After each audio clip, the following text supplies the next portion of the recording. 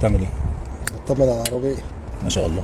هو في ناس بتقول اللي انت بتعمله ده اسمه غش. ليه كده يا استاذ احمد؟ اه والله. ليه كده يا هو استاذ بيقول لك انت مثلا العربيه عامله حادثه بالشكل دوت ايوه ورشش الحوض كله، فاما واحد تاني يشتريها تبقى العربيه كده هو مضحوك عليه فيه. طيب ازعل انا، انت حضرتك تعرف عننا كده؟ لا لا، انا بطرح لك طرح الناس. طيب ده اللي بيتقال في التعليقات. طيب انا هجاوب السؤال ده من وجهتين نظر. اول وجهه نظر خلينا نقول اللي هي العربيات التجاره، مش ما بقولش التجار عشان في تجار كتير محترمين.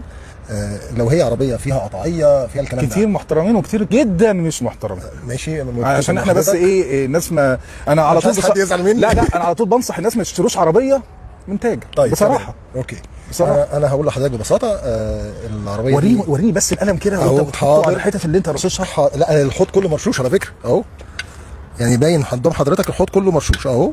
معنى القلم بص بالراحه كده انا بس إيه؟ عشان القلم بيطلع اهو. تمام.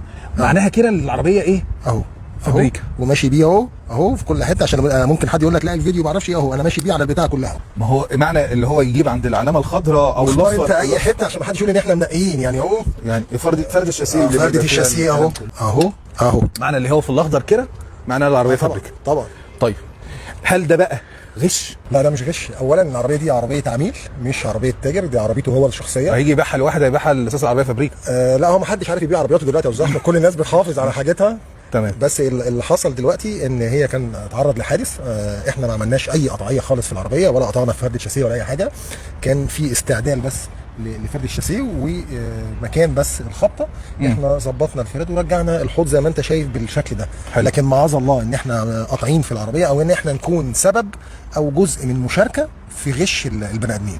احنا لازم نخاف ربنا سبحانه وتعالى وما نقدرش نشارك في حاجه زي كده. طيب كتر خيرك. المهندس الفحص اما بيجي يفحص العربيه وبيقول له ارفع الكبوت وبيحط القلم بيحطه فين؟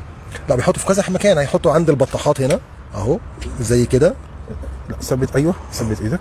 تمام. عشان يشوف البطاحات ديت وبيشوف بس فرد الشاسيه مش كتير بيبصوا عليها بسبب ان تبقى المكنه محطوطه. المكنه احنا دلوقتي بنجرب عملي والحوض فاضي بس. كتر خيرك يا هندسه، ربنا يبارك فيك وكتر من ما امثالك. تقوليش تاني من غش هزعل قوي. ربنا يستر طريقنا. سلام.